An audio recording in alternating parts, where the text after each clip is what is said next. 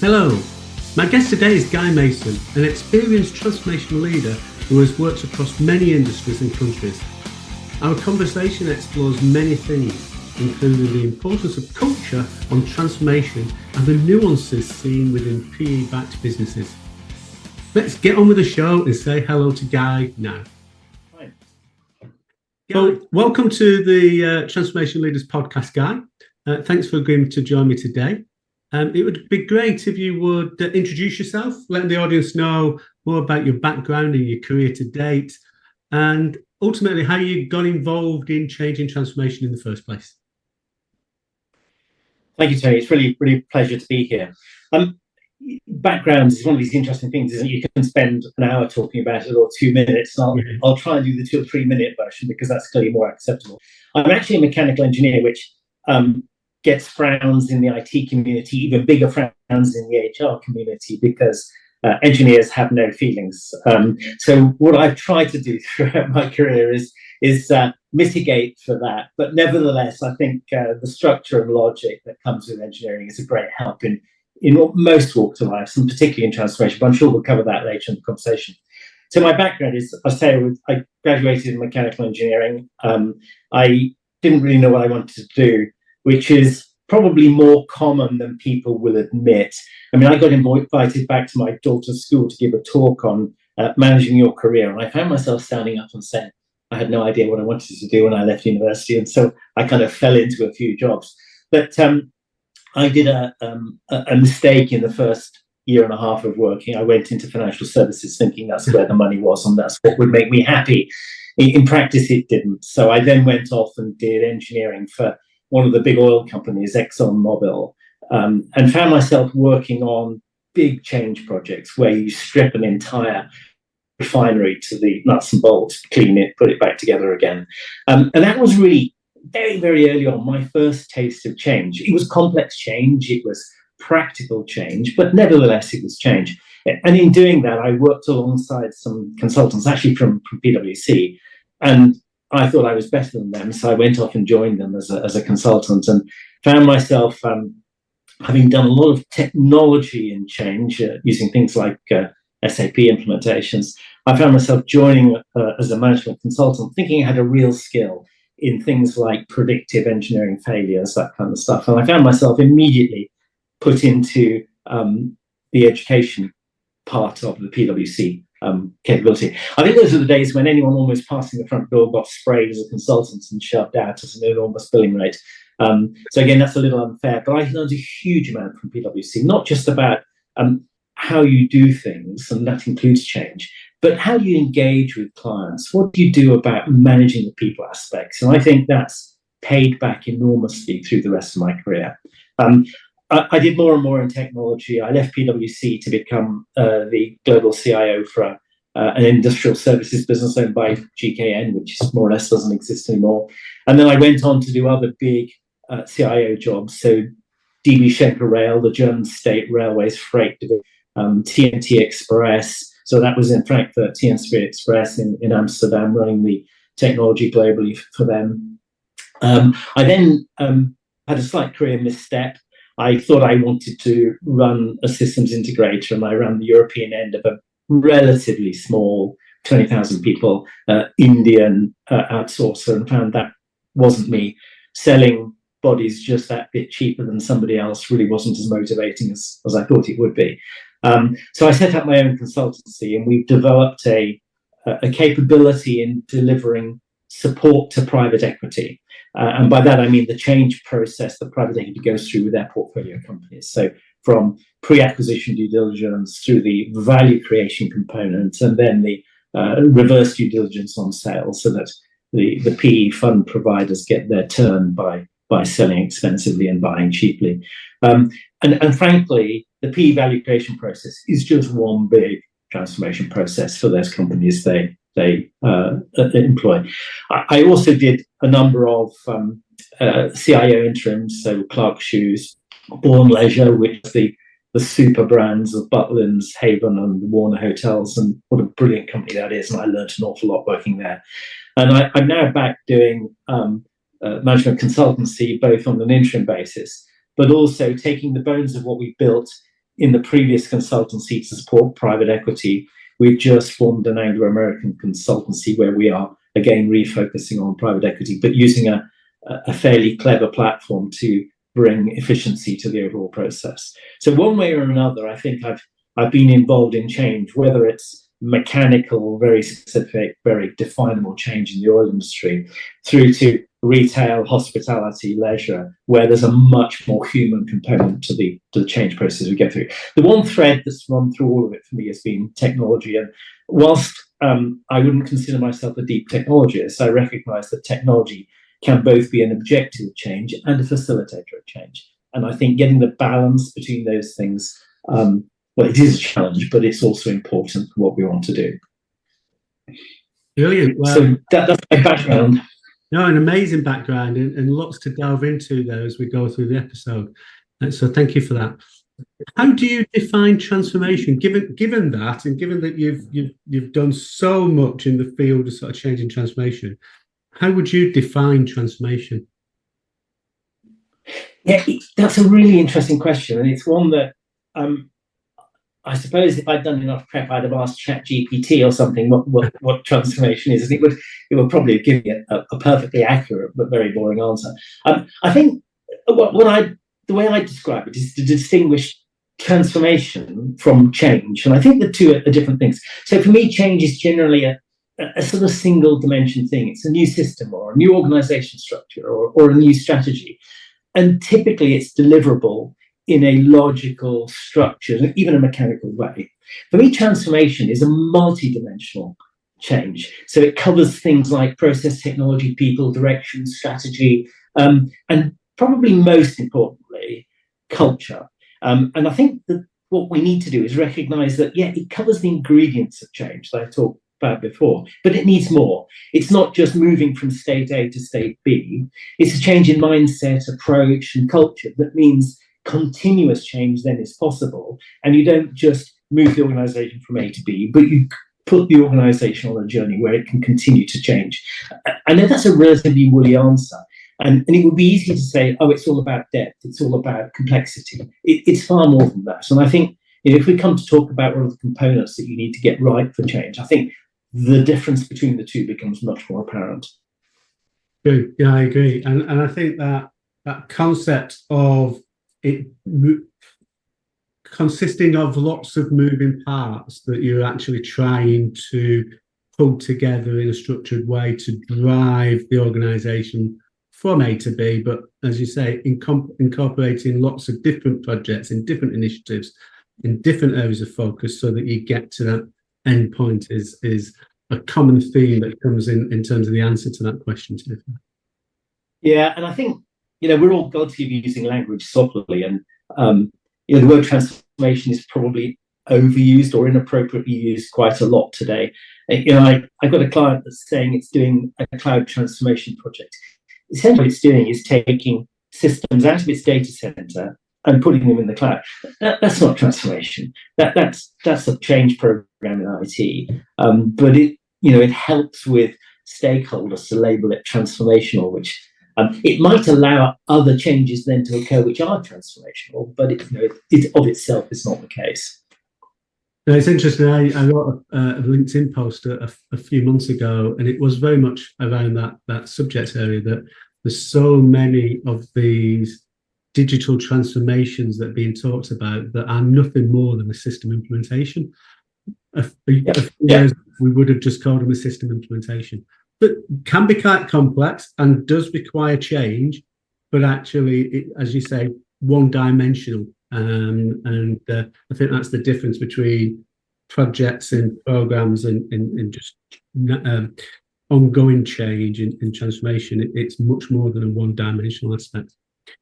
So you touched on it earlier, and I wanted just to explore it a little bit further. The work that you're doing in the consultancy at the moment with the private equity side, and you talk about really being able to drive value creation within sort of privately owned businesses, but when they are PE backed or when they're being approached or when they're entering that sort of process of being PE backed.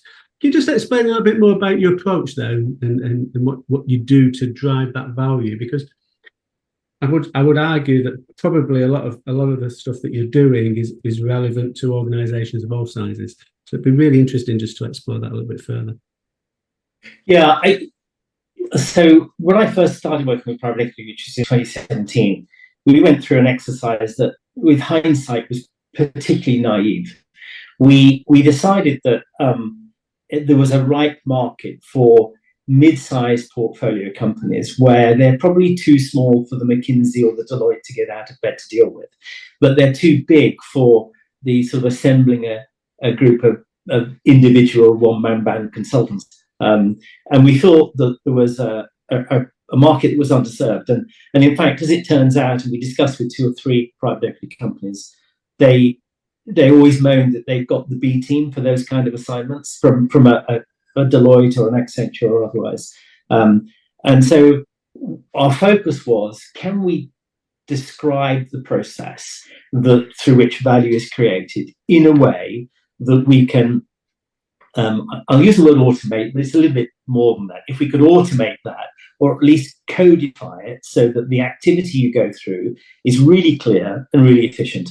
And the way we felt we would add value and quality was to reduce the time spent on mechanical tasks that aren't value adding, and increase the time, because all time is billable, increase the time on those things that add real value. So we spent a bit of time with a couple of private equity firms saying, what is the value creation process that you go through? And interestingly, all the PE firms we've spoken to and subsequently done assignments for, they have a slightly different language, but essentially the process is the same for all of them. I have to be careful, I'm not going to name any, but it is fairly incestuous. People move from fund to fund. Essentially there's a single process. And it's sort of 5 steps. And there's a set of activities that go on before the PE firm buys a company. The much prior, there's a sort of scan of, if we want to buy something in the widget manufacturing sector, because we think we can unlock value there, what companies are there and are they right for purchase, etc. But after that, there's a pre-acquisition due diligence phase where you look at the specific target company and say, against a range of measures, how effective is it? Where is it falling short of what it could be? And therefore, how would that unlock value? And particularly, if the PE firm has a view for how the market might be disrupted, how ready is this company for being part of that disruption? So that's pre-acquisition due diligence. There's typically a phase after that, which is having bought the thing and actually got the keys to it. Is what we've owned, what we thought we were buying, and where are the fires that need to be fought? And some of those are, compliance fires like cyber security or no HR practices or poor contracting. You then go into an exercise around what is the business plan that would deliver the disruption and the value, and then what are the components of the functions within the company that would need to unlock those. And we focus more on the technology function than we do on other things. But the same is true of legal, people management, finance management, operations, customer service, all those kind of things. And so there's an exercise that says, this is what we think the North Star is as far as making this a disruptive, high-value business. And here's what we need to do in each of these functional areas to deliver.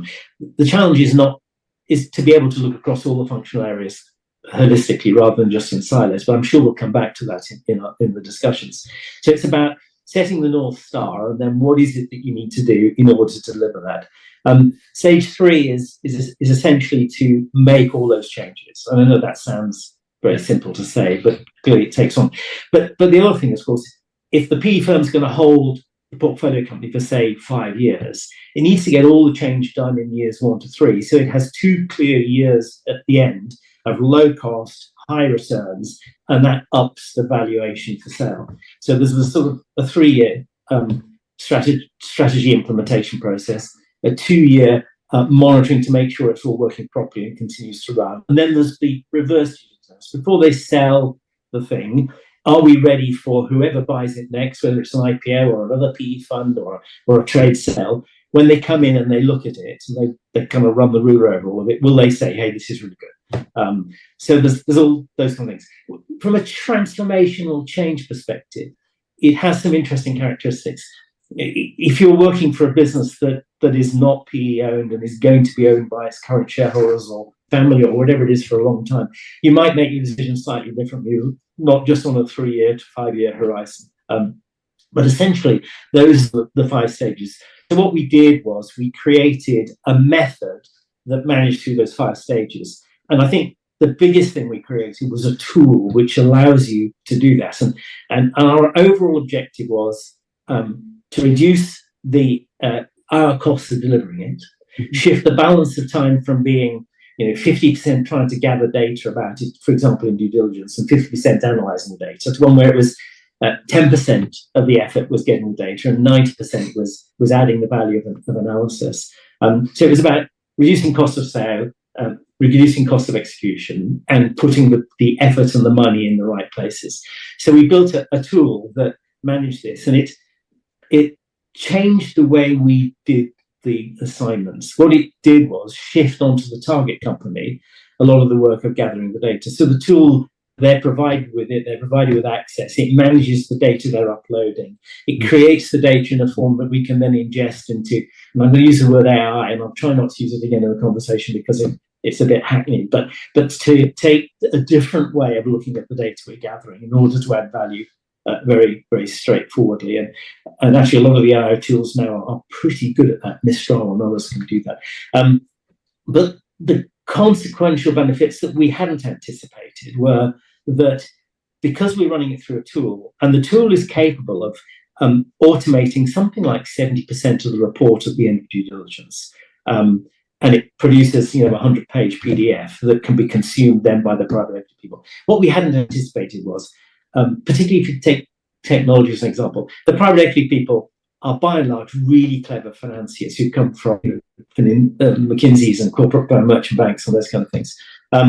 And technology reports tend not to be the most exciting thing they look at on a daily basis. And I think if you do it in a manual way, each report is probably slightly differently shaped and structured and laid out, and the measures are different. What we were doing with the tool, by a consequence of how we were doing it, was they understood what the shape of the report meant. They knew when we had a section that was called CapEx Forecast for Technology, precisely how it is laid out, what would be in it, and why it would be needed. So we actually made consumption of the output easier as well. And so I think, one of my comments earlier about transformation was it leads not just to make state A to state B, but it changes the way you do things, it changes the way you work. And this was a substantial change in the way we work and what we do. So those are the 5 stages. And then the due diligence obviously is the reverse of the one we said. So we run it on ourselves to say, are we ready? Where are the things missing? What should we do? The danger of this is it becomes too mechanistic. You're turning the handle on a sausage machine, and as long as sausage is coming out, you say they're okay. So we'll never lose the human touch. We put some data through one of the AI tools and said, what are the problems with this company? And actually, it was surprisingly good. It came back with things like there's too much knowledge in a small number of people at the top of the company. And the kind of things we would, I hope, come to ourselves. But nevertheless, you can't just take the output of a method or a tool, or indeed an AI, and then say that works. You have to do that. But the focus then went from us spending effort trying to trawl through documents and upload them and do all that kind of stuff, to the client doing that, the target doing that, and us trying to add the value of looking through the outputs and making sure that they made sort of coherent sense. Right. It's interesting though that when you're saying about that sort of, I think, second or third stage, where you were saying, okay, you've got the data, you've done your interpretation, but then it's looking across the organisation, across all of the functions of that organisation, to align the activities that you need to do to achieve that North Star. And that's almost exactly the language I'm using within the transformation leaders' body of knowledge, of really defining what a transformation should look like, because it is creating that North Star, but then understanding the impact it's going to have on all of the functions of the business, and then prioritising those activities in a structured, cohesive way to deliver that North Star. And I know you were saying that private equity, that sort of 5-year process of private equity, where a lot of the work needs to be completed in the first 3 years so that they can maximise value in the fourth year and fifth year. But organisations generally can learn from that by putting some type of time scale on, putting some type of pressure into it, putting some type of upcoming, burning platform, because that gives that momentum, doesn't it, and maintains that momentum going forward, which is, in a multi-year program, is absolutely essential. Yeah, and it's interesting, isn't it? Things genuinely are different these days. If you 10, 15, 20 years ago, the strategic planning horizon would be 5 to 10 years. And you could be sufficiently confident that your assumptions for the future are probably right, and then you plan on that basis. I remember when I went to work for Deutsche Bahn, and we were doing technology, and they wanted in the proposals into the investment committee.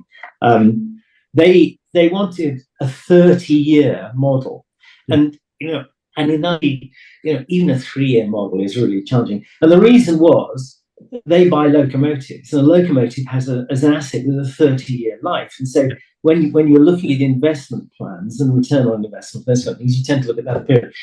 So 15, 20 years ago, it's a long-winded way of saying, actually, I think horizons are much shorter now. I think people who say they can be confident about what their strategy should be 3 years out are actually few and far between, and most people are working on a shorter horizon. Now, clearly, there are some industries where that's not true, but in general, and particularly when you're looking at technology, it is a shorter horizon than that. Things come out of left field and offer real opportunity that you'd never considered. So, agility as part of change, and we'll probably come on to this as well, is an absolutely essential component. It's not about a plan; it's about delivering an outcome, and therefore you need that balance between line 17 on the Gantt says I'll do this next week, and actually what you need to do to deliver the outcome. And I think one of the things that I hope we don't go through this without talking about is communication, because agility requires communication, and communication is based on everybody understanding what the end objective is. And when you talk about resistance to change, mostly it's because people don't understand the implications of what they're doing, or have a fear of the implications of what they're doing. And that can be addressed by clarity of the North Star and communicating what you're doing and why you're doing it. And this is where the non-engineer in me comes out. I'm an engineer and I like nuts and bolts, and communication, that's for sort of other people. Actually, it's for all of us. So yeah, my long-winded way of saying, I think planning horizons are much shorter and strategy horizons are much shorter, but nevertheless, the principles remain true. Yeah, but I think also I totally agree with you that organisations need to maintain agility and flexibility in the process of getting to where they want to get to, be that North Star or whatever they want to call it.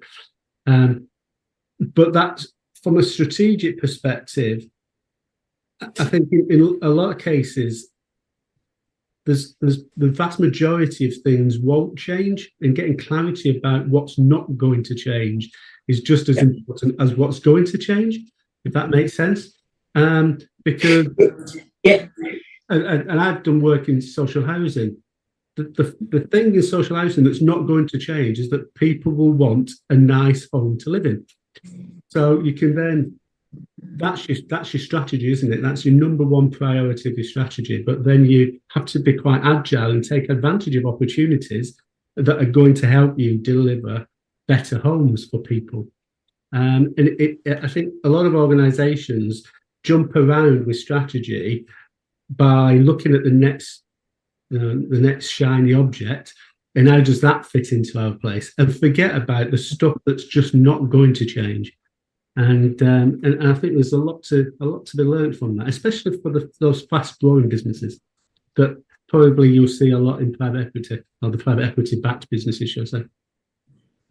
Yeah, I think you're absolutely spot on there. I think I guess the issue is tooling and technology and models and that allow us to model all sorts of variations, and therefore it becomes sort of an intellectual challenge that, well, what if, and changes. I think you're right. There is a skill in determining what are the variables that you might need to respond to in an agile way, and which of those you need to fix and say that's going to be a core part of what we do. I mean, it's interesting. One of the private equity portfolio companies we did work for was a funeral business, and there are some things in life and death that don't change. But this private equity firm was wanting to buy up a large number of small family-owned funeral businesses and stitch them together into a mega business that would have greater economies of scale and global marketing, national marketing propositions and all those kind of things in competition with one or two big suppliers. And you start to think about all the things you could do to change the way funerals work. But you're right, when it comes down to it and you meet a family who's bereaved, and you start to ask, well, what do they actually want? It's relatively simple. It doesn't change. And, e-funerals, as they were calling them, was, I'm not sure they'll ever catch on. But, so you're right. There are some things, a bit like your social hazard, there are some things that don't change. And I think as part of the North Star definition, it's determining what is it that you're actually trying to do here. And that's the key part of it. Yeah, absolutely. So just coming back to as you said, typically you'll have a 2 to 3 year horizon to deliver that value within the organisation, the private equity organisations, and probably slightly longer in some of the bigger transformations you've been involved in. What types of things have you done to maintain that momentum and to avoid people going through that change fatigue process that typically you see when you're on multi-year programs? I think I've not found a single secret sauce that allows that to be the case. I think what I would say is that, and this is, I'm in danger of being contradictory here. I think what I would say is even transformational change under the transformational definition we talked about is made up of lots of small changes, and it, by definition, it probably means that it's complex, it's detailed, and I think to keep momentum up, the plan needs to define regular wins and then regular communication associated with those wins. So provided you can align, here's what we're trying to achieve, this is an unwavering definition of the North Star, here's a set of wins that we need to have in place to deliver that, and a win a month or a win a week would be great, and here's the communication that goes with them. And I think, because back to the non-engineer in me, I think the bottom line is momentum is gained by people feeling they're part of the journey and feeling that they are not necessarily in control of, but aligned to the outcomes and objectives that are being built. And people require constant reminder, both of the objective, the journey, and the value of the role they're playing. You see some transformational change people who bring in the pizza every Thursday afternoon to motivate. And to a certain extent, that does motivate. But I think that's more gloss, probably necessary gloss. But what people really want to know is, am I aligned to the outcome? Am I contributing to it? And will my contribution be recognised? And so I think you keep needing to ask yourself those three questions when dealing with the people in this. And actually, when you talk about motivation and keeping going, it's essentially a people thing. There are other things. There's the stakeholders. I wouldn't for a moment say financiers aren't people, but there are stakeholders who are providing the funding and those kind of things. And actually, they need to continue to be motivated and engaged too. But typically, those are executing the transformational change or having the change executed on, which is probably the wrong phrase. Then the motivation comes from alignment to the target, recognizing that their contribution and having that contribution valued. So what would you say is the most challenging aspect of leading change and transformation programs, both within a private equity environment and within the larger organizations you've worked with? And is there any difference? Have you noticed any difference between the two? I'll come on to the differences because I think there are some differences. It may be differences of emphasis rather than actual, but nevertheless there are. I think the problem is that the human beings tend to want to focus on those things that they are directly in control of. I can modify this, but I can't modify that, so I'm not going to be interested in it. And we naturally, I think, tend towards silo behaviors. And when it's and I call it a management team, there's all sorts of different words for it. The management team that's running the transformation, they can quickly disintegrate into, well, I'm doing the technology piece, I'm doing the people engagement piece, I'm doing the operational change piece. I think one of the big challenges is, how do you keep the leadership team together, motivated, focusing on the same thing, and recognizing that success for one requires success for all, and success for all includes success for one. So just because I'm doing this piece, if Fred over here or Mary there is struggling, then I need to help. And we need to join the dots across. So I think there's a people thing at the leadership end. Where I would say that I think he differs from more traditional businesses and long-term horizons is that when you go into a PE-owned change, you know that from day one, that change is what's driving value.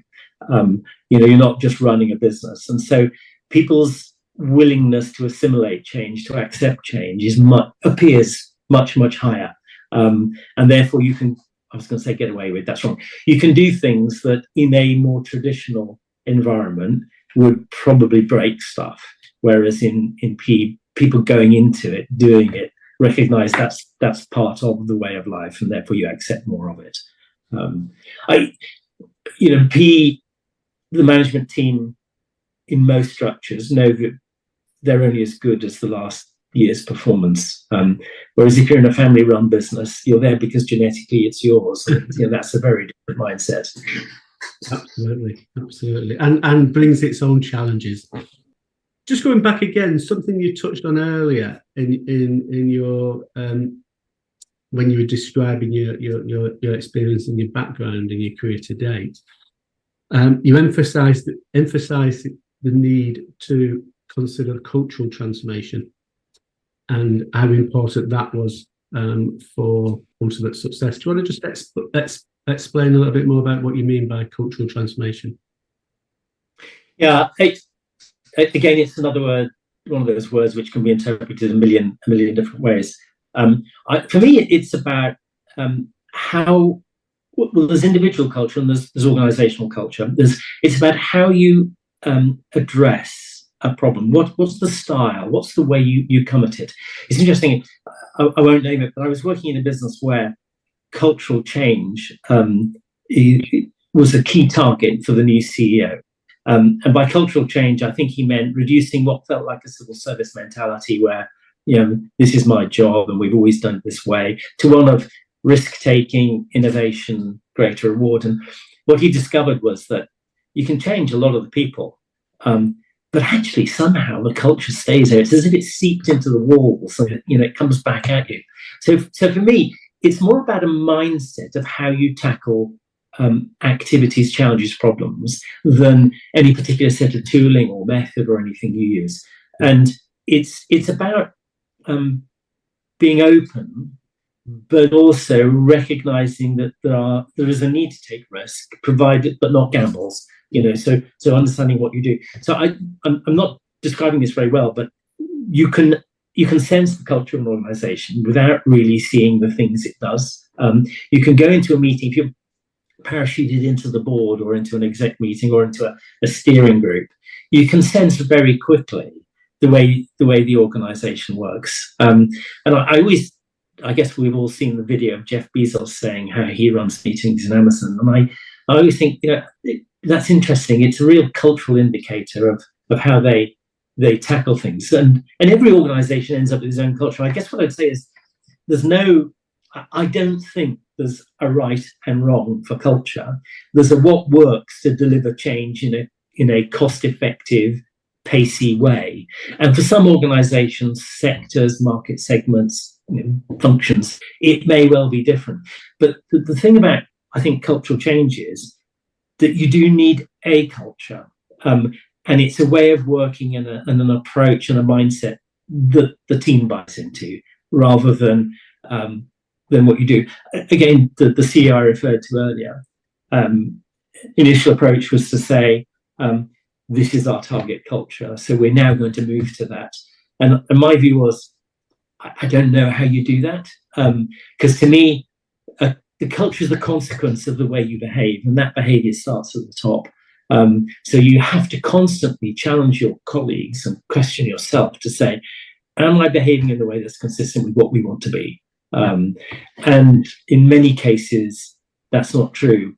But I think one of the roles of the transformational change leader is to hold all levels of the organization to account, including the CEO and chairman, and say, the way you behaved there, in a very constructive and positive way, is it consistent with what we're trying to deliver and build and be?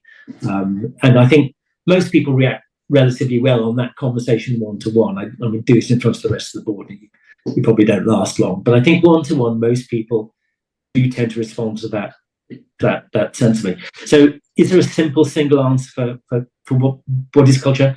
Again, I probably have to go back to ChatGPT, and I'm sure it'll get it wrong. But no, there isn't. But it's about consistency and alignment of behaviour to the objectives you're trying to achieve.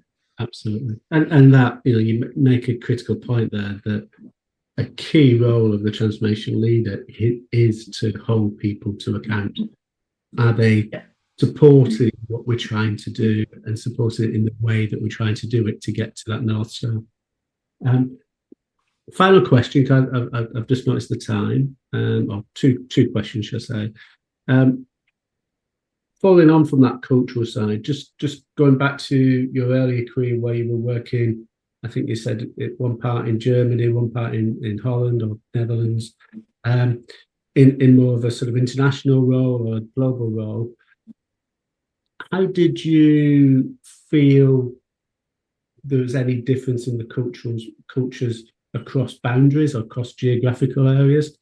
Is that and did you see that as an added complexity, or did you not come across that type of complexity? No, I did, and it is an added complexity. I was smiling because the Dutch, we tend to think of Europeans as being kind of one amorphous mass and they all work in the same way. I learned the hard way that's absolutely not true. The Dutch are very different to the British, who are very different to the Germans. And just to use an example, I found initially working with the Dutch really quite difficult because they are so direct, to the point where you think they're just rude. But in fact, when I spoke to a Dutch colleague and said, I've been here 3 weeks and forgive me, but this is what it feels like. He said, we have a saying in the Netherlands, which is, the British are too polite to be honest, and the Dutch are too honest to be polite. And I think that's absolutely true. And once you understand the mindset and recognise that a comment which might be something along the lines of "you're completely wrong," that isn't intended to be rude.